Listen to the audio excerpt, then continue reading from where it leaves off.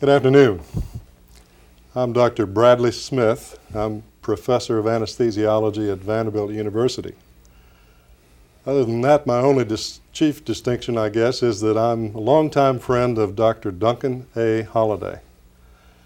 And we are pleased and going to be benefited this afternoon to have a long chat with Duncan about his life and about his recollections of a long career in anesthesia and in academic anesthesia.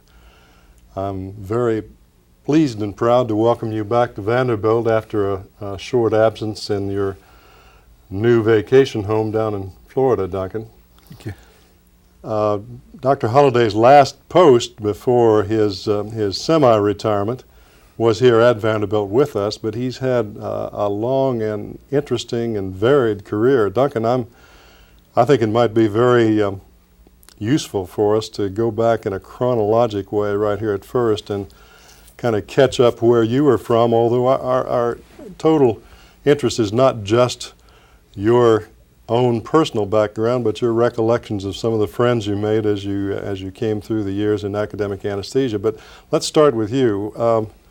I recall you were born in the West or Midwest. Where was that? Denver, Colorado. The date was July 22, 1916.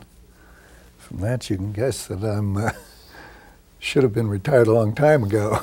No, we won't say that at all. We wish you were still with us every day, as a matter of fact. But then where was this, in Denver? This was in Denver. I happened to be there at the time, living with my grandparents, because my dad was off to the University of Chicago doing some summer work, and he parked his wife, who was expecting me, at his parents' home. And where did you grow up? I grew up in the East. My dad was associated with E.R. Squibb and Sons from the time that I was 4 until he retired. Prior to that, he had done some teaching, professor of organic chemistry, I think, at first, and then of biological chemistry in the universities of Idaho and North Dakota. Well, so when you went off to college, where was that? I went to college at the University of Chicago, having been raised in New Jersey. And medical school was also? And I stayed right there. And you graduated from medical school, as I recall, in 43? 1943, yeah.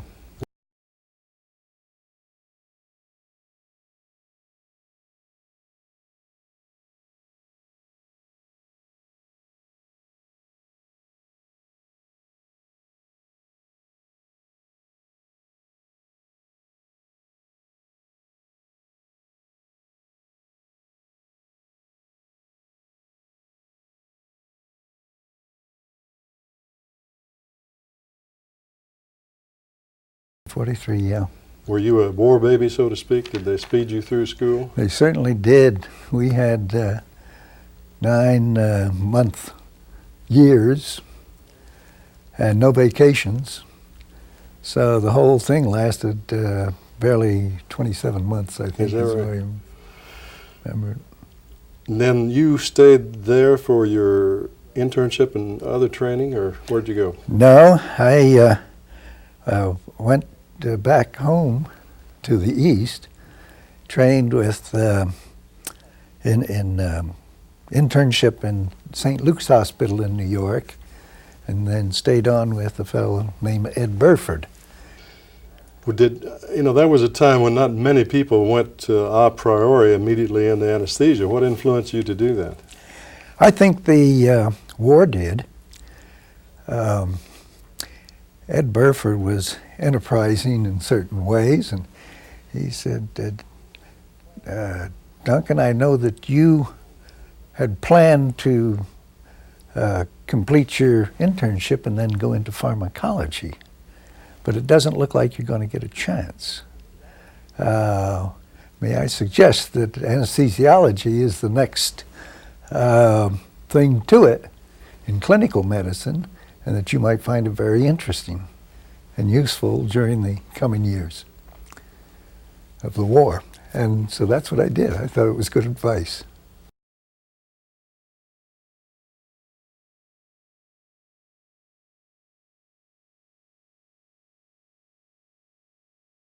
My apologies to the armed forces, but I got out as fast as I could. I see, I see. And then where did you go after that? Well, I went to Johns Hopkins pharmacology department for a fellowship. I thought I was very fortunate to be able to do that. Well, at that time, I do want to go on to some other steps in your career later on, but let's just sidetrack a minute. At that time, you weren't really in the anesthesia department at Hopkins. You were in the pharmacology department, but I suspect you must have known some of the anesthesiologists. Who was there at that time? Well, there were the Olive Berger was the outstanding personality in that department. She was a nurse anesthetist whose principal claim to fame was that she anesthetized all of Blaylock's little blue babies for his operations. And she was a very fine person. She had another nurse working with her at the time. Between the two of them, they pretty much ran the department, which served, as I remember at the time, something like 4 or 6 operating rooms. The number would include Blaylock's operating room. There were no physician anesthesiologists there? None. That's correct. And did I hear some sort of rumor or innuendo that Dr. Blaylock didn't really want physicians there at the time? I had an opportunity to have a conversation with him at one time. I think I offered my services because I was interested in staying there. And he said 2 things. One, that he was very satisfied with the service, the anesthesia that he was getting from the people that he had there at the time. And number 2, so long as he was there was going to be only one professor in the operating room. Yes, but you went from there then sometime about 1950 up to Columbia, did you? I did indeed, yes. And that was a pleasant, memorable trip. And that was to work with Dr. Apgar? Well, Virginia had come down to Baltimore to recruit me some months previously. As I recall her comments, the new professor of surgery at Columbia was anxious to have a male personality in that position, the one that she held at the time.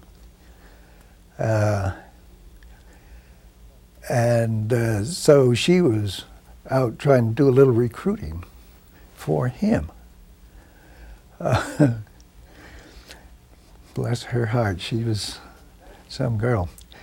In any event, she invited me to come to Presbyterian PNS, as we called it, and join her staff. In any event, as soon as I was permitted, I made tracks for New York and her staff. But by that time, Manny Papper had been hired as chief over her. I think it's to his credit and fine judgment that instead of allowing her to be pushed aside, he promoted her to full professor and appointed her as director of the obstetrical anesthesia staff there. Where we all know she made further history. She certainly did, yes. Yeah, she's quite a person. And you knew her well. I recall that you lived down the street from her. That's right. It was barely a mile apart on Engle Street in Tenafly, New Jersey. Being neighbors, I think, probably culminated in one of the more pleasant experiences that I had with her. After we moved to Florida, she came down, wanted to know if we wanted to go fishing. So Anita and her daughter Phyllis and I had a great day with her fishing for bottom feeders, I think it mostly was, off the Keys. I think I remember the visit you're talking about. I was with you at the time. I also remember she was renowned as an amateur violin maker, of all things. She had many talents. She was a gardener of a sort, growing asparagus. And she did a very fine job of that, was another of her talents. But yes, she manufactured a couple of violins and a viola. I don't know that she ever tackled anything larger than that, but she played them too. Well, then you went on to Columbia then about 1950, and were you doing mostly clinical work then, or research and clinical, or what was your... Well, I was very fortunate and was given a laboratory, my own laboratory. There was maybe a laboratory at the University of Penn in the Department of Anesthesia for research, and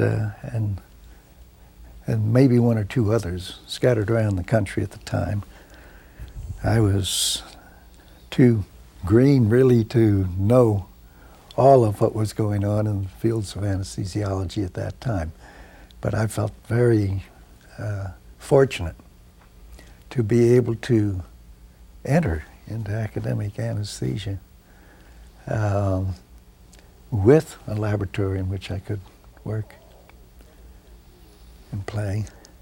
Well, I know some of the things you were so-called playing with at that time, but I'm afraid I don't know them all. You were interested in respiration in the early 50s, I think, or ventilation. Yes. There were very few and very primitive ventilators.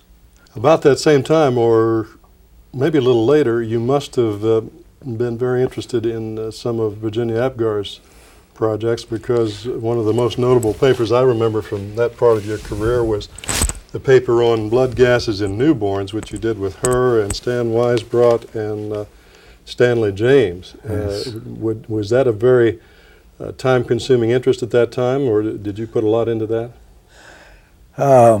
Well, it was certainly one of the more rewarding collaborations that I had at that time.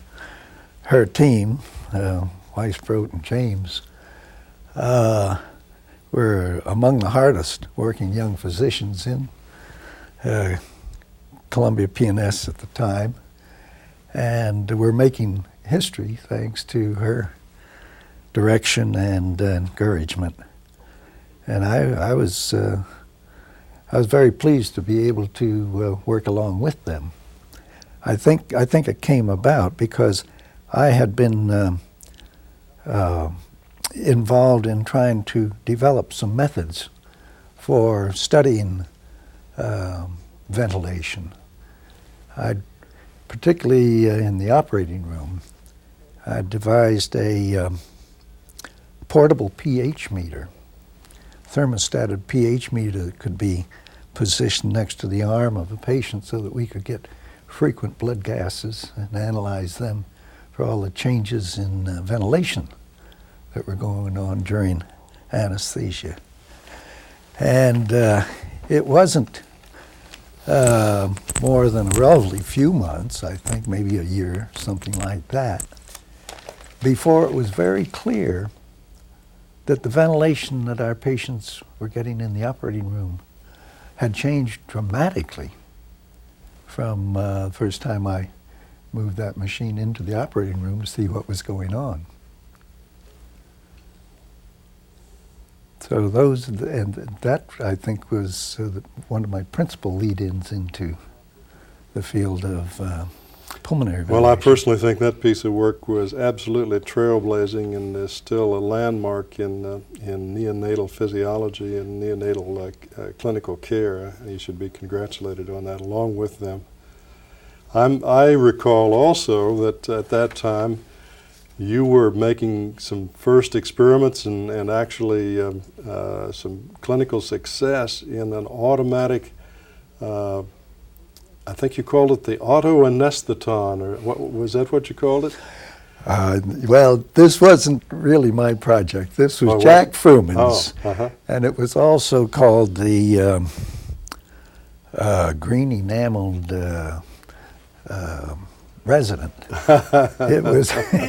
It was designed as a servo monitoring ventilator that Jack Fruman and his engineer friend Arnold Lee put together for correcting all of the problems in the operating room. Jack had dreamed up the concept that if you could servo control PCO2 in exhaled air, that you could take care of all of the body's ventilatory problems. We ultimately came to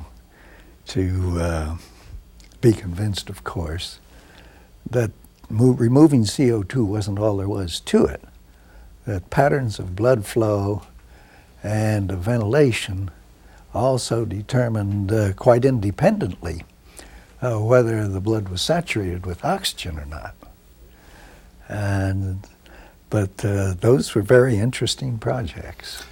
Nonetheless, as a sort of pioneering effort, it was successful. I recall that you could keep patients anesthetized and in pretty good health with the device. It worked very well.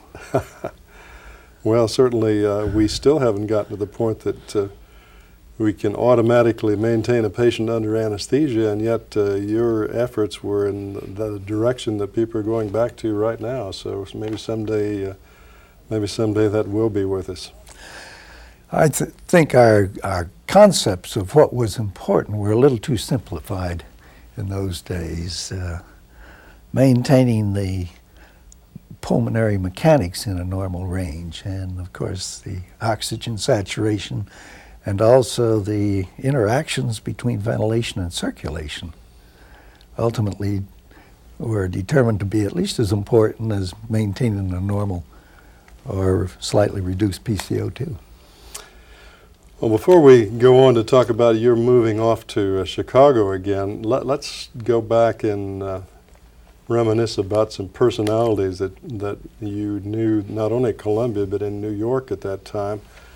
Let's see, you were there with Manny Papper, and I guess he must have just been sort of a young kid coming out of Bellevue, or where did he come from? Actually, he did come from Bellevue, and he was certainly the brightest light on the horizon in anesthesia at that time.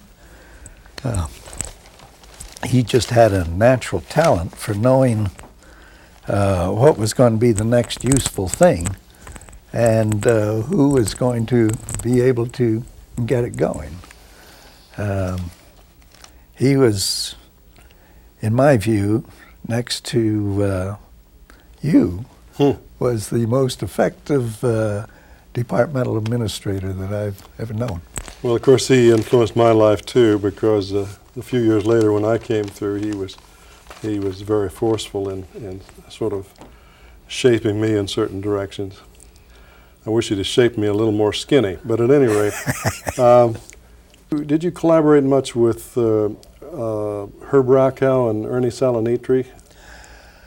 A little They bit. were doing some ventilatory things. They were working in pediatrics and doing their best to evaluate equipment for ventilating little people, and doing a very nice, neat job of it too. I admired them both. Well, about that time, I guess you moved off to Chicago to become chairman at the University of Chicago. And did Chris go with you at that time, or did he come a little bit later?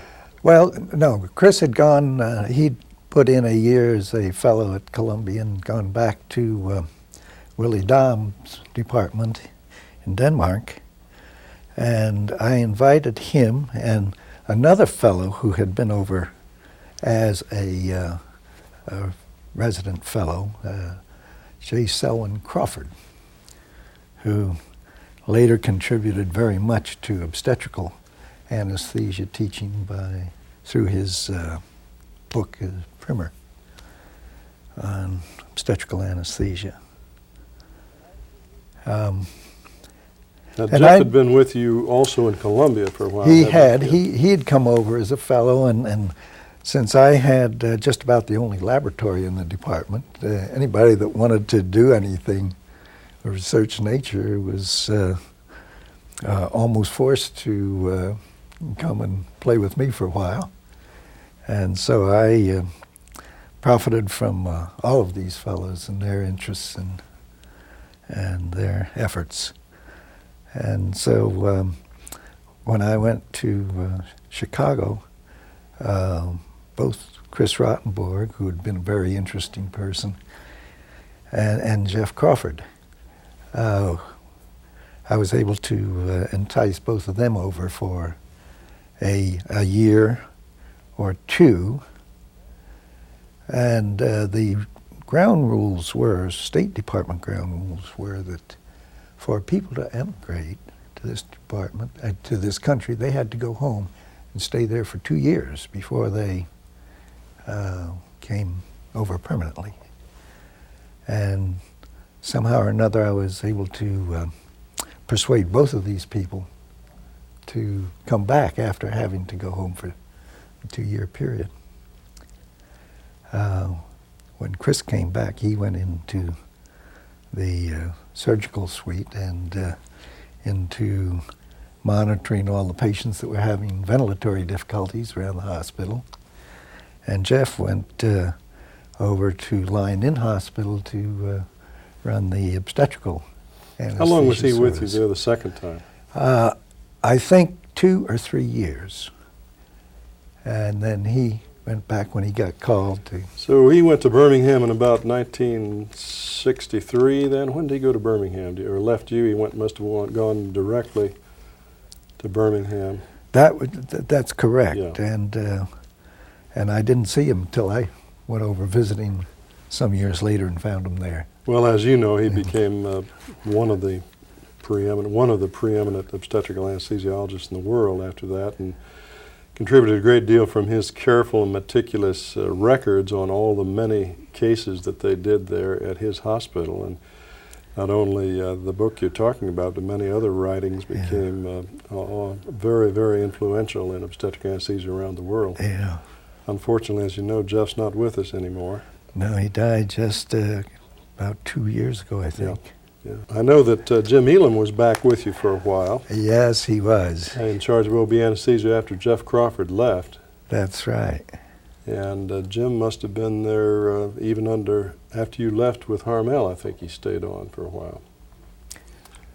He did a lot of interesting things too, including, most people don't know, he was using continuous intraspinal anesthesia there at your place for obstetrics way back in the 60s, and which is just now coming back into vogue again, and people think it's just being invented now for the first time. Yeah, I remember the kits that he put together for that. Yes.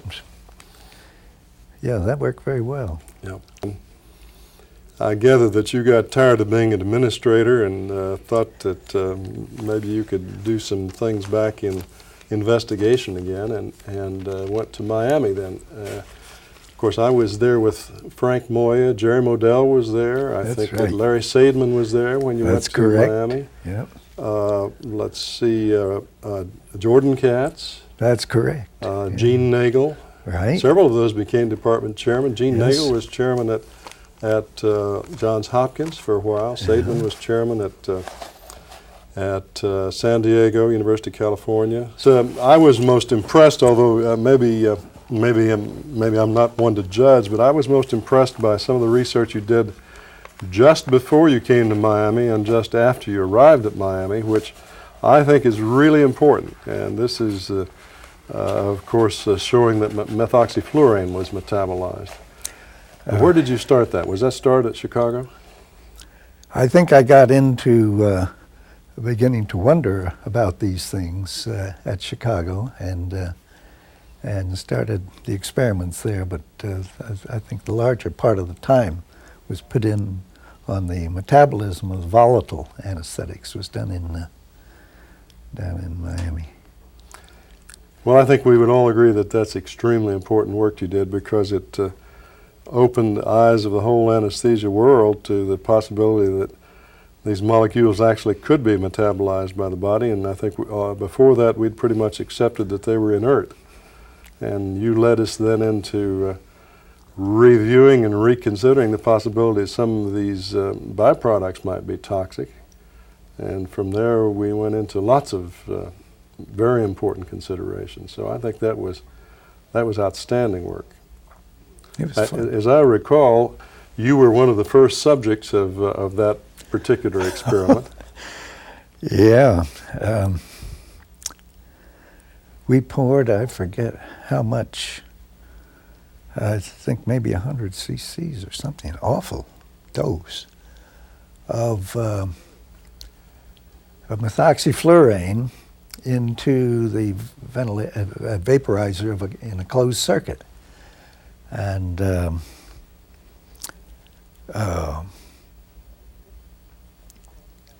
I took up that amount, whatever the amount was, in 1 hour's time of anesthesia with assisted ventilation, some assisted ventilation, and then slept for an additional 3 hours.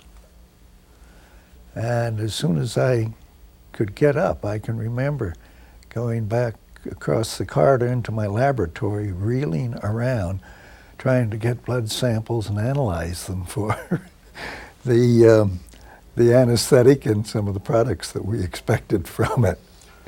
Do you recall who gave you your anesthetic? Yeah. Brown. Who am I trying to say? I don't think I ever knew, or I'd prompt I- your memory. I don't Yeah. believe I knew who it was. It'll come to me in a bit. I'll bring it up. Well, at least he must have been all right. He didn't. He didn't was, kill you. He was fine. Yeah. Yeah. Now let's see. Then after that, you looked at enzyme induction, I guess, and what it had to do with anesthetic metabolism.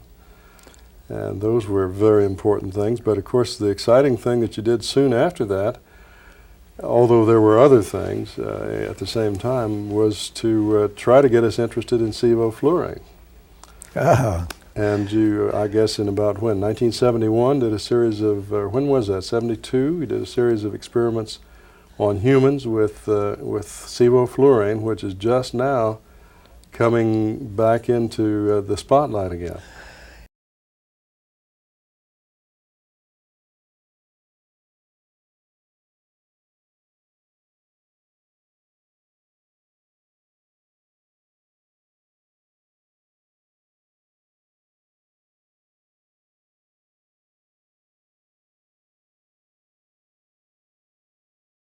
It was, and still is, of course, a natural. It's an anesthetic drug. It was the first drug that we'd run into in anesthesia that did all of the things that the anesthesiologist wanted his drugs to do. Put the patient to sleep very fast without the patient cringing and trying to resist having to breathe the drug. Although the odor of this drug isn't terribly pleasant, it's not unpleasant, and it doesn't have any any things that would make the patient hold his breath. Very many drugs, including ether, of course, to start with, and cyclopropane as well. I once tried to induce a patient with 50% cyclopropane and oxygen, and got into one of the worst cases of laryngeal spasm that I'd ever had to fight my way out of. But it was a very easy drug to breathe. And so I felt and still feel that sevoflurane is a coming drug. Well, you were truly, I mean, in many ways, in many places you were a pioneer, but in that one you were truly a pioneer, and I happen to know there are still people seeking your advice on that drug right now. And it's interesting that sometimes drugs that look very good from a scientific standpoint nonetheless don't get developed for totally other reasons. I think this may be a case that where it was delayed a long time because of other than scientific or medical considerations. But at any rate, it was very important work you did some time ago on that drug. Now, there was a time I sort of lost track of what you were doing after the sevoflurane before you came here to Vanderbilt. Was there any main research interest in those few years there? Well, the metabolism of the volatile drugs had held my interest for some years during that period. And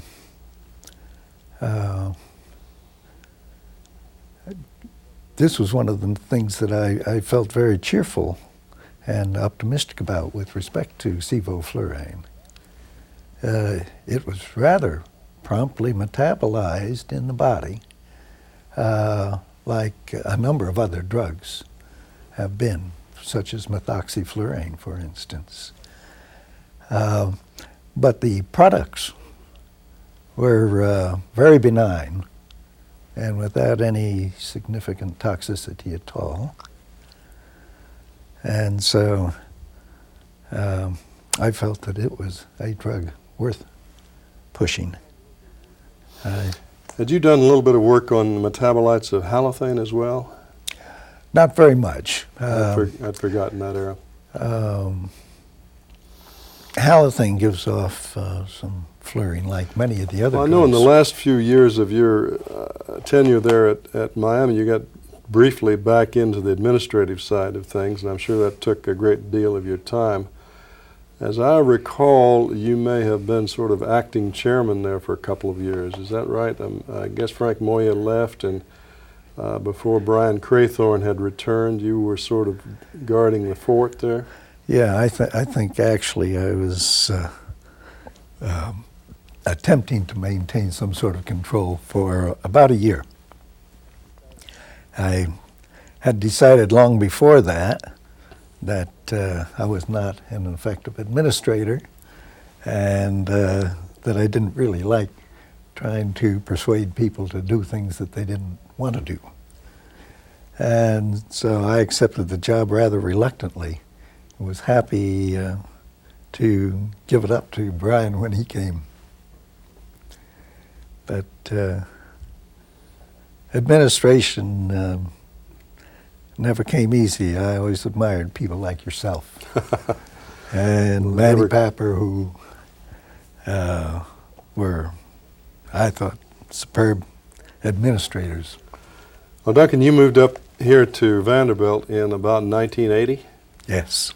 In 1980, and I'll have to tell the viewers that I can attest that you were working in the operating room not most of the time, a good deal of the time, up until your 70th birthday. And as I recall, you may have been on call the night before your 70th birthday, as a matter of fact. You were taking full night call right along with all the rest of us, and until I sort of decided that we needed to be a little bit nicer to you because you'd turned 70. So you did have a lot of clinical responsibilities up here at Vanderbilt, but you still had time to do some research. What were you, I know you did some work on sevoflurane. Yeah, I think I was doing doing much of the work on the biotransformation of the volatile drugs during that period, and sevoflurane was the last of them. And it was such an attractive drug, I also got very interested in proselytizing it. But you did get sidetracked here, looking into halothane hepatitis, I think maybe in collaboration with Larry Berman in mice, and I think you maybe were looking at calcium blockers for a while in that respect. Yes. Larry Berman has a very agile, inventive mind. It's M. Lawrence Berman we're talking about. M. Lawrence Berman. Yeah. Well, there's two of them, as a matter of fact. No, the other one is Lawrence S. Berman, I think, or something like that. Yeah.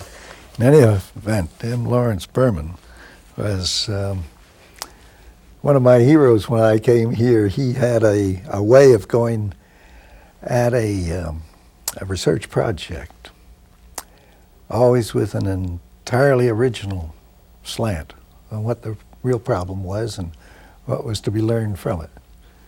And so I enjoyed working with Larry. He's a very interesting person. What about just sort of a quick snapshot recollection of a few people?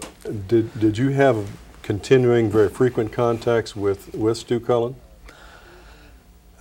Through the University Anesthetists Association, I got to know Stu and his people, Nick Green and Joe Artuzio and Harry Beecher and all the real giants of the age of anesthesia when I was growing up. How about Henry K. Beecher? Well, Henry K. Beecher was reluctantly, from my part, one of the real giants to be admired for all of the things that he did in general medical science as well as anesthesia. I got to know him fairly early, and I'm not sure how that came about. I can remember meeting him at a meeting, I guess it was on anesthesia, that was sponsored by the New York Academy of Science, and getting to know him then. He was a very friendly person at the time, and he just sort of sprouted ideas. And then I later got hold of some of his early writings and realized... Pre-1940. Yeah. Realized that this guy was something else, and he was indeed. What are your contacts with Drips? Well, Drips was a fairly close neighbor and would not infrequently drop in at Columbia and talk to us and converse with us. And he was, I felt that anesthesia lost a great personality when he passed away a few years back. Bob Drips had a similar, well, his was a depth of understanding of the system that was being queried at the time that was, I always thought, unusual. I guess you actually knew a little bit our own Vanderbilt Ben Robbins, too, through the AUA, didn't you? I did. He's such a reserved gentleman that I never got to question him very much, but I from my days in pharmacology, I'd looked to him for his studies of uptake and distribution as one of the people that laid the foundation for those studies. I don't mean to leave anybody out. For example, people like Roy Van Dam obviously shouldn't be left out. He certainly shouldn't. He was a master clinician, a role model for what the anesthesiologist should be as a physician. And I admire him for that as much or more than his contributions to art. I think he's a superb artist. And I think I'm not alone in that. But he was always a role model for what the physician, anesthetist, should be. We've had the age-old argument in anesthesia about whether regional anesthesia is better than general anesthesia, and now we're sort of getting a third limb to that argument of whether intravenous anesthesia is better than general anesthesia. What do you see for the future? Are we going to eventually give up inhalation anesthesia for intravenous general and regional, or what are your predictions for the next 20 years? Well, I may be able to look forward 20 years, although I'm not sure, but certainly the development of new drugs, and particularly intravenous drugs, holds out real important promises. There are areas of the brain that we haven't even started yet to approach in terms of modifying that behavior. Some of the hallucinogens suggest that there are important new horizons to be breached in learning how to control the functions that have to be depressed when you're deliberately hurting somebody. So I think the development of new drugs is going to add a lot. Beyond that, and we have very good drugs at the present time to explore all these different directions. But will things change dramatically? Some whole area like inhalation anesthesia drop out? No, I don't think so. Number one, the new drugs that we're getting in inhalation anesthesia, very exciting, very useful, very easy to work with, safe, and fill the bill on all the things that most of our surgical patients require of us when they come to us.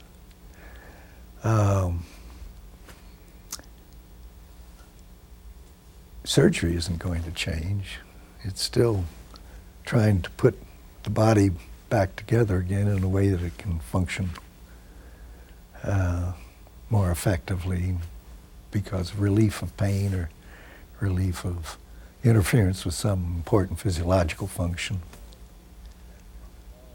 So I think we're going to evolve in the direction of refinement, perhaps in the things that we do. But I don't think we're going to have any major changes of direction to cope with. Well, our time is beginning to draw to a close, Duncan, and I suppose I'd like to think of some real pithy question to give you for a close here, and about the best approximation of that I can come up with is, do you have any pet idea about what the single most important change in anesthesiology has been over the 43 or 44 years that you've been in it? Very definitely, yes. I think the quality in anesthetic practice that we call safety, and all that goes into making it safer for a patient to undergo anesthesia, the single most important thing. Most of the time it just happens that we manage to get a little gain there. But the gains have been so tremendous in the design of drugs since the beginning. It shouldn't have taken us or the English the 2 weeks to realize that chloroform was a dangerous drug. and yet it's still used in many parts of the world. It has other many useful attributes, but